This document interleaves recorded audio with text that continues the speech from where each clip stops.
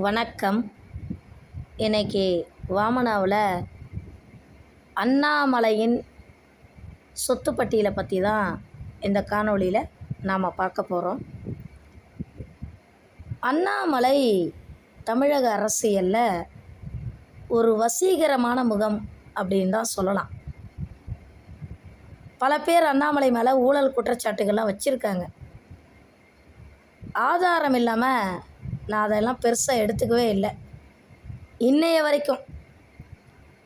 ஆனால் இன்றைக்கி காலையிலேருந்து அண்ணாமலை மேலே ஒரு பரபரப்பான குற்றச்சாட்டு ஒன்று வந்துக்கிட்டு இருக்கு. கோவையில் கிட்டத்தட்ட 85 கோடிக்கு ஜூலை மாதம் நிலம் வாங்கியிருக்கார், சொத்து வாங்கியிருக்கார். அது அண்ணாமலையும் ஒத்துக்கிட்டார்.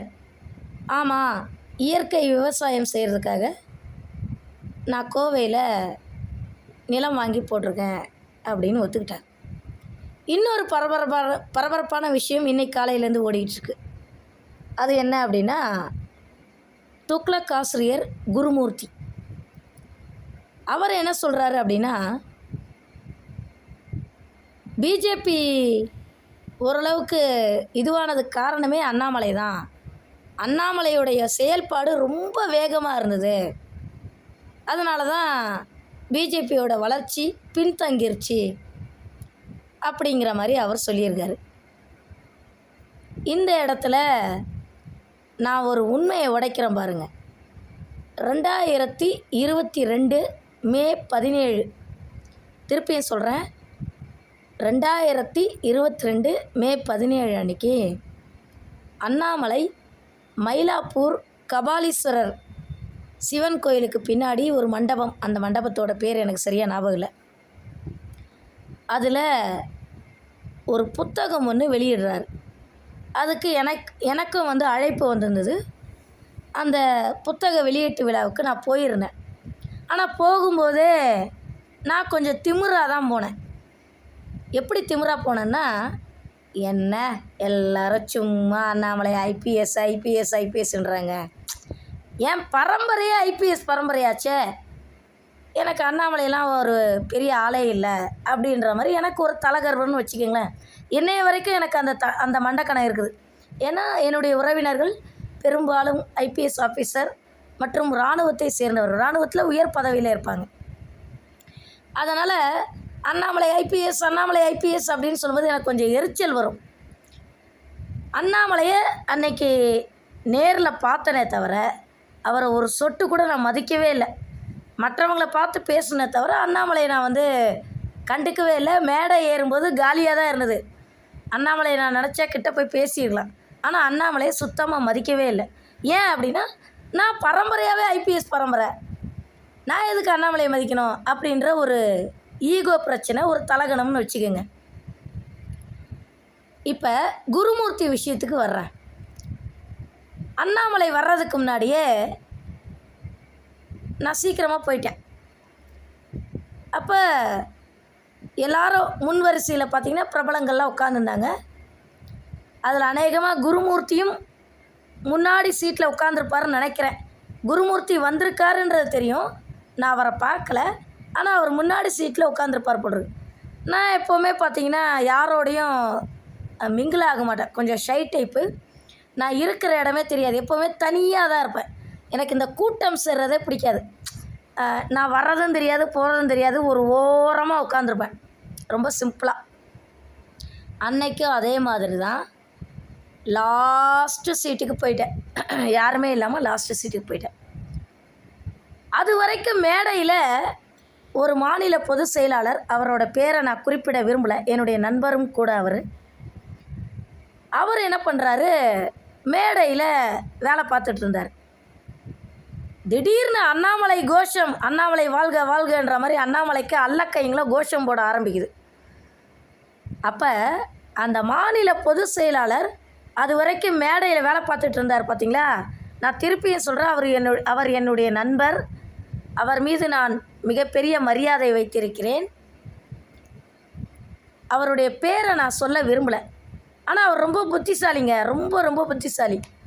அவர் என்ன பண்ணார், அது வரைக்கும் மேடையில் வேலை பார்த்துட்டு இருந்தவர் தன்னுடைய வேஷ்டியை லைட்டாக தூக்கி பிடிச்சிக்கிட்டு கட கட கட கட கடன்னு ஓடி வந்தார் பாருங்க. எங்கே அண்ணாமலை மேடைக்கிட்ட வந்ததும் அண்ணாமலையோட அல்லக்கைங்களாம் அண்ணாமலைக்கு வாழ்க கோஷம் போட்டதும் இவர் ஒடியாடுறாரு.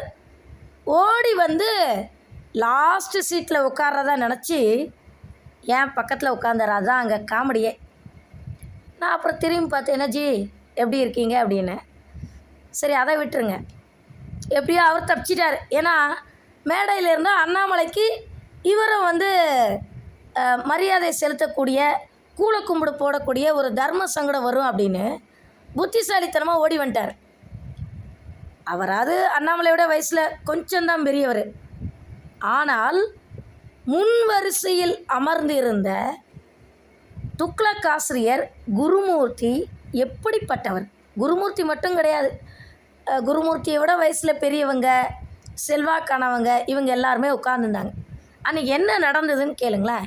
நல்ல வேலை ஆண்டவ மணியத்தில் நான் லாஸ்ட்டு சீட்டு போய்ட்டேன். ஏன்னா எனக்கு வந்து அண்ணாமலைக்கு மரியாதை கொடுக்குறது சுத்தமாக விருப்பம் இல்லை. ஏன்னா எனக்கு எப்போவுமே இந்த விஸ்வாமித்திரர் மாதிரி ஒரு தலகணம் இருக்கும். யாருக்கு மரியாதை கொடுக்கணுமோ அவங்களுக்கு கண்டிப்பாக அன்பு மரியாதை கொடுக்கறதுல அதில் எந்த விதமான இதுவும் இல்லை. ஆனால் என்னவோ தெரியல, எனக்கு இந்த காக்கி சட்டை, இந்த ஐபிஎஸ் ஆஃபீஸரு, அப்புறம் இந்த அண்ணாமலை ஐபிஎஸ் ஆஃபீஸர், இந்த அல்லக்கைங்களாம் கோஷம் போடுதுங்களே, அதனால் எனக்கு அண்ணாமலைக்கு மரியாதை கொடுக்க பிடிக்கலன்னு வச்சுக்கோங்களேன். நல்ல வேலை நான் வந்து கொஞ்சம் பின் வரிசையில் உட்காந்துருந்தேன். நான் எழுந்தாலும் ஒன்று தான், எழுந்திரிக்காட்டில் ஒன்று தான். நான் உட்காந்துருக்கதே முதல்ல தெரியாது. ஆண்டவ மணியத்தில் நான் லாஸ்ட்டு சீட்டில் உட்காந்துருக்குறேன். இப்போ என்ன ஆச்சுன்னா, முன் வரிசையில் உட்கார்ந்திருந்த வயதில் மூத்தவரான துக்ளக் ஆசிரியர் குருமூர்த்தியிலிருந்து குருமூர்த்தியை விட பிரபலமான வயதான செல்வாக்கானவங்கள்லாம் அண்ணாமலையை பார்த்துட்டு எழுந்து நிற்க வேண்டிய ஒரு கட்டாய சூழ்நிலை அந்த இடத்துல ஏற்பட்டுச்சு. எனக்கு அது ஒரு பெரிய ஆச்சரியத்தை ஏற்படுத்துச்சு. என்னடா இது, இவங்கெல்லாம் எவ்வளோ பெரிய ஆளுங்க. அண்ணாமலை நேற்று பேஞ்ச மலையில் இன்றைக்கி முளைச்ச காலம். 2019 வரைக்கும் அண்ணாமலை யாருன்றதே பிஜேபிக்கு தெரியாது. துக்ளக் ஆசிரியர் குருமூர்த்திலாம் எவ்வளோ பெரிய ஒரு நாலேஜான ஆள். அருண்ஜேட்லியோட ரொம்ப க்ளோஸ் ஆனவர். அரசியலில் ஒரு முக்கியமான முடிவெடுக்கிறவர். அரசியல் சாணக்கியர். எல்லாத்தையும் விட எக்கனாமிக்ஸ் ஆர்டிக்கல் எழுதுறதுல ரொம்ப எக்ஸ்பர்ட். நானும் தான் எம்ஏ எம்ஃபில் எக்கனாமிக்ஸ் பிரசிடென்சி காலேஜில் படிச்சிருக்கேன். எனக்கு சுத்தமாக எக்கனாமிக்ஸில் பெரிய அளவெல்லாம் நாலேஜ் கிடையாது. எக்கனாமிக்ஸ்னாலே எனக்கு எரிச்சல் வரும். ஆனால் குருமூர்த்தி வந்து பார்த்திங்கன்னா எக்கனாமிக்ஸில் ஆர்டிக்கல் எழுதுறதுல ரொம்ப எக்ஸ்பர்ட்டாக. ஒரு தடவை கூட நான் சேனல் ஆரம்பித்தப்ப என்னுடைய சக பிராமண நண்பர்கிட்ட நான் வந்து குருமூர்த்தியை வந்து பேட்டி எடுக்க விரும்புகிறேன் அப்படின்னு. அப்போ அவர் சொன்ன வார்த்தை, ஐயோ தயவுசெய்து போய் குருமூர்த்தியெல்லாம் நீ பேட்டி எடுத்துறாத. ஏன்னா அவர் எங்களையே மதிக்க மாட்டார், எங்களையே கிண்டல் அடிப்பார். நீ வந்து ரொம்ப சிம்பிளான ஆள், உனக்கும் கொஞ்சம் பொருளாதார வசதி கிடையாது, ரொம்ப எளிமையான ஆள், உன்னையெல்லாம் அவர் மதிக்க மாட்டார் அப்படின்னாரு. எதுக்கு அப்படின்ட்டு நானும் கொஞ்சம் அந்த மாதிரி ஒரு சூழ்நிலை ஏற்படும்போது நானும் கொஞ்சம் மன உளைச்சல் ஆகிடுவேன்னு வச்சுக்கோங்களேன். அதனால் நான் வந்து குருமூர்த்தி அறிவாளியாக இருந்தாலும் அந்த ஆசையை வந்து கிடப்பில் போட்டேன். அவரை போயிட்டு பேட்டி எடுக்கணும், நம்மளெல்லாம் மதிக்க மாட்டார், அவரை பேட்டி எடுக்கணும் அப்படின்ற அந்த ஆசையை அப்படியே தூக்கி எறிஞ்சிட்டேன். ஆனால் இன்றைக்கும் எனக்கு வந்து அறிவில் மிகச்சிறந்தவரான குருமூர்த்தியை பேட்டி எடுக்கலையே அப்படின்ற ஒரு குறை இருக்குது. ஒருவேளை அவரே என்னை கூப்பிட்டு பேட்டி கொடுத்தாருன்னா நான் ரொம்ப சந்தோஷப்படுவேன். ஏன்னா நான் எப்போவுமே அழகுக்கு முக்கியத்துவம் தர மாட்டேன், வசதிக்கு பணத்துக்கு முக்கியத்துவம் தர மாட்டேன். ஆனால் அறிவுக்கு ரொம்ப முக்கியத்துவம் தருவேன். சரி, இப்போ விஷயத்துக்கு வருவோம். எல்லோரும் எழுந்து நின்ட்டாங்க. அதில் குருமூர்த்தியும் முன் வரிசையில் உட்கார்ந்துருந்ததுனால அவரும் எழுந்து நிற்க வேண்டிய ஒரு கட்டாய சூழ்நிலை. பைபிளில் எனக்கு ஒரு வசனம் ரொம்ப பிடிக்குங்க. எப்போவுமே முன் வரிசையில் நீ உட்காராத, ஏன்னா உன்னை விட செல்வாக்கானவர்கள் வந்துவிட்டால் அந்த சீட்லேருந்து எழுந்து நீ பின்னாடி போய் உட்காரு அப்படின்னு உனக்கு சொல்லும்போது உனக்கு அவமரியாதை ஏற்படும் அப்படின்னு பைபிளில் இயேசுநாதர் சொல்லியிருக்கார். நான் இதெல்லாம் வந்து ரொம்ப ஃபாலோ பண்ணுற ஆள். நான் அடிப்படையில் ஆசிரியர் அப்படின்றதுனால இந்துத்துவா கொள்கையில் ஆழமான ஆளாக இருந்தாலும் எல்லா மதத்துலேயும் இருக்கக்கூடிய நல்ல விஷயங்களை ஃபாலோ பண்ணுற ஆள் நான். அதனால் எப்போவுமே முன்வரிசையில் அந்த பைபிள் வசனப்படி நான் முன்வரிசையில் உட்கார்றதே கிடையாது. ஏன்னா நான் வேறு வந்து ஒரு பார்க்குறதுக்கு பரதேசி மாதிரி இருப்பேன். கண்டிப்பாக எனக்கு வந்து அவமானம் ஏற்படும். அதனால் என்னத்துக்கு அப்படின்ட்டு பின்வரிசைக்கு போயிடுவேன். இது வந்து குருமூர்த்திக்கு ஒரு கடுமையான ஒரு மன உளைச்சலை கண்டிப்பாக கொடுத்துருக்கும். நல்லா யோசிச்சு பாருங்கள். அண்ணாமலை பாஜகவோட மாநில தலைவராகும்போது அண்ணாமலைக்கு வயசு என்னென்னா வெறும் 37 வயசு. குருமூர்த்தியோட வயசு என்ன, குருமூர்த்தியோட செல்வாக்கு என்ன, குருமூர்த்தியோட அறிவு என்ன, நேற்று பேஞ்ச மலையில் முளைச்ச காளானான அண்ணாமலைக்கு குருமூர்த்தி எழுந்து நின்று மரியாதை செலுத்தும்போது குருமூர்த்தியோட மனசு எந்த அளவுக்கு ஒரு அவமானப்பட்டிருக்கும் அப்படின்னு யோசிச்சு பாருங்கள். சரி, அடுத்ததாக அண்ணாமலை மட்டும் கிடையாதுங்க. பொதுவாகவே இந்த ஐபிஎஸ் ஆஃபீஸர்ஸ் காக்கி சட்டைங்க அத்தனை பேருமே கொள்ளையடித்து சொத்து சேர்த்து வச்சுருக்காங்க. சாதாரண இன்ஸ்பெக்டருங்க, அவன் கொள்ளையடித்து அவ்வளோ சொத்து சேர்த்து வைக்கிறான். உன் மேலே எஃப்ஐஆர் போட்டுருவேன், உன் மேலே எஃப்ஐஆர் போட்டுருவேன், உன் மேலே எஃப்ஐஆர் போட்டுருவேன் அப்படி சொல்லியே வசதியான நபர்கள்கிட்ட இருந்து மாதத்துக்கு 5 லட்சம் 10 லட்சம் ஒரு ஸ்டேஷன்லேயும் இன்ஸ்பெக்டருங்களாம் சம்பாதிக்கிறானுங்க. அப்போ இன்ஸ்பெக்டருங்களே சம்பாதிக்கும்போது எஸ்பியோட மிகப்பெரிய பொறுப்பில் இருக்கிறவங்களாம் எந்த அளவுக்கு சம்பாதிப்பாங்கன்னு பாருங்கள். இந்த கூடுதல் டிஜிபியாக இருந்த ரவி, எனக்கு அந்த ஆளை கண்டாலே பிடிக்காது. என்னமோ பெரிய இது மாதிரி ஹீரோ மாதிரி சீன் போட்டு பாரு. அந்த ஆள்லாம் நான் மதிக்கவே மாட்டேன். அந்த ஆள் இப்போ ரிட்டையர்ட் ஆனதுக்கப்புறம் நான் ஒரு யூடியூப் சேனல் ஆரம்பிச்சிருக்கேன், எனக்கு 5 லட்சம் சப்ஸ்கிரைபர் கிடச்சிருக்கேங்க அப்படின்னு சொல்லும்போது எனக்கு உண்மையிலே சிரிப்பு வந்துச்சு. அடுத்ததாக ஓபிஎஸ் மற்றும் எடப்பாடி பீரியடில் கமிஷனராக, சென்னை மாநகரத்தின் கமிஷனராக இருந்த ஜார்ஜ், இந்த ஆளுக்கு மாதம் கப்பம் கட்டுற மாதிரி ஒரு பெரிய அமௌண்ட்டு வந்து இந்த ஆளுக்கு வந்து லஞ்சமாக போகும் அப்படின்னு சொல்லி நான் கேள்விப்பட்டிருக்கேன்.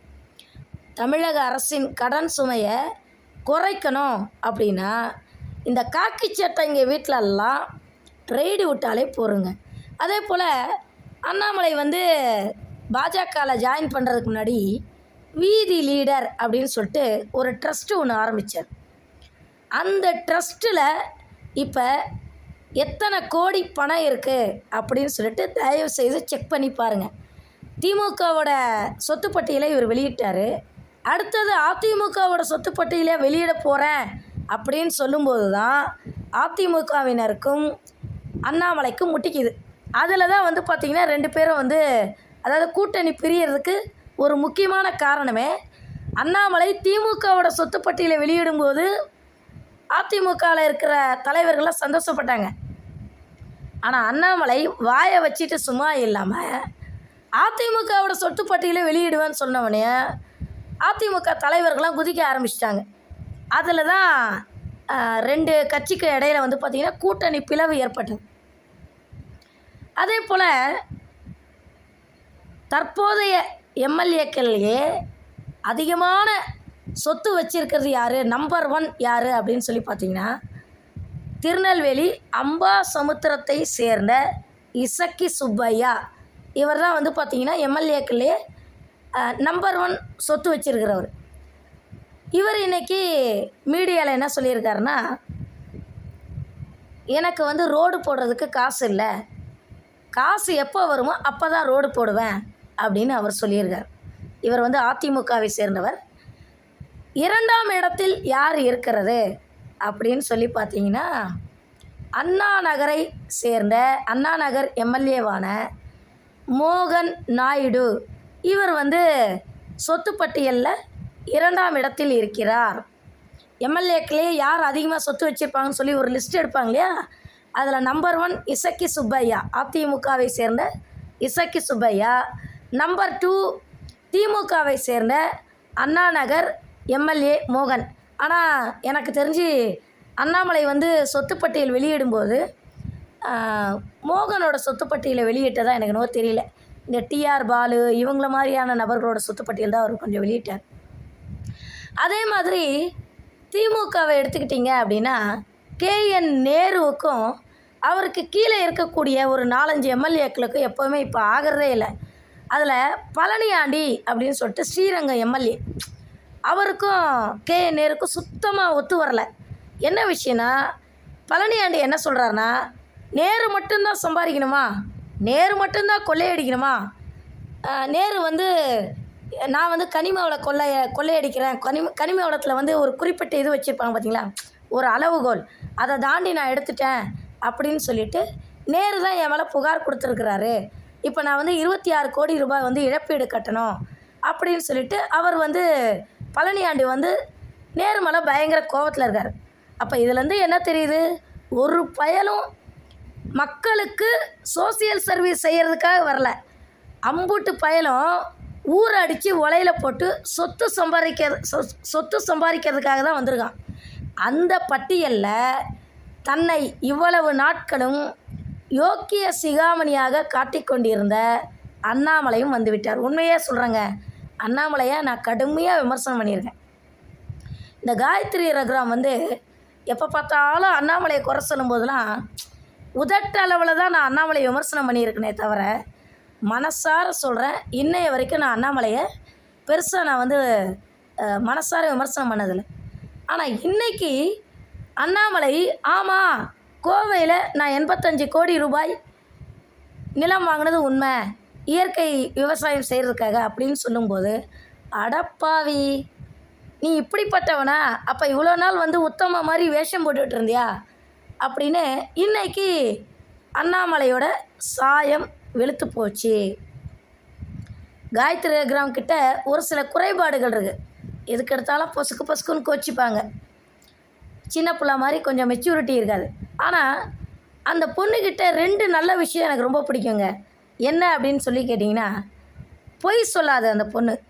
2வது ஒரு நடிகையாக இருந்தாலும் ரொம்ப நேர்மையான பொண்ணு, ரொம்ப Innocent.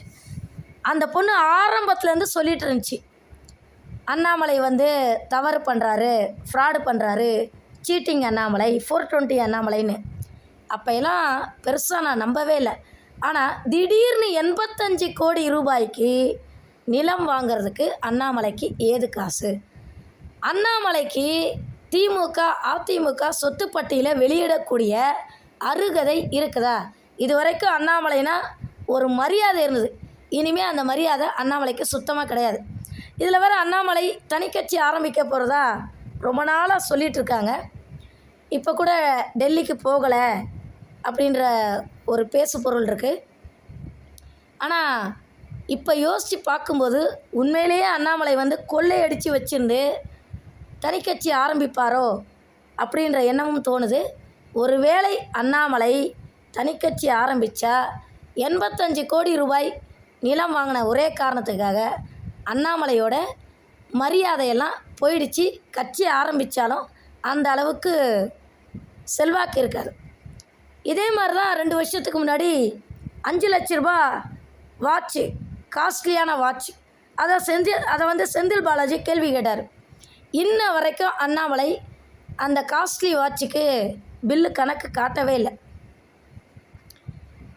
Senthil Balaji அண்ணாமலையோட costly வாட்சுக்கு bill கேட்டார் அப்படின்ற காரணத்துக்காகவே கரை வச்சு ஈடியை விட்டு செந்தில் பாலாஜி 1 வருஷம் ஜெயிலில் தூக்கி போடுறதுக்கு அண்ணாமலை முக்கிய காரணமாக இருந்தார். அண்ணாமலையும் செந்தில் பாலாஜியும் உறவினர்களாக இருந்தாலும் அண்ணாமலைக்கு செந்தில் பாலாஜி மேலே ஒரு பொறாமை. நான் வந்து ரொம்ப நாளாகவே அதை வாட்ச் பண்ணியிருக்கேன். நான் இனிமேல் அண்ணாமலை மற்றவங்களை குறை சொல்கிறத நிறுத்திக்கணும். அண்ணா சொன்ன மாதிரி மற்றவங்களை நோக்கி நீ குற்றச்சாட்டு வைக்கும்போது, உன்னுடைய ஆள்காட்டி விரலால் குற்றச்சாட்டு வைக்கும்போது மற்ற விரல்கள் அனைத்தும் உன்னை நோக்கி இருக்கிறது அப்படிங்கிறது அண்ணாமலைக்கு நினைவுக்கு வரணும். அண்ணாமலை அண்ணாச்சி, காயத்ரி ரகுராம் சொன்னது என்னாச்சு? அண்ணாமலை அண்ணாச்சி, காயத்ரி ரகுராம் சொன்னது என்னாச்சு?